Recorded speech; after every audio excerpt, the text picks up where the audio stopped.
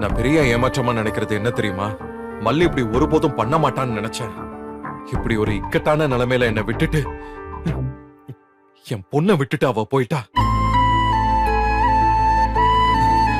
அரவிந்த், எனக்கு அப்படியே இடி விழுந்த மாதிரி இருக்கு. என்னன்னா அதுல இருந்து மீண்டு வரவே இல்ல. மாப்பிள்ள தம்பி, மல்லியோட போக்கு சரியில்லைன்னு நான் கொஞ்ச நாளாவே உங்ககிட்ட சொல்லிட்டே இருந்தேன். நீங்க தான் அப்படியே பெரிய மனசு பண்ணி அதையெல்லாம் ரொம்ப சாதாரணமா கடந்து வந்துட்டீங்க. அலி,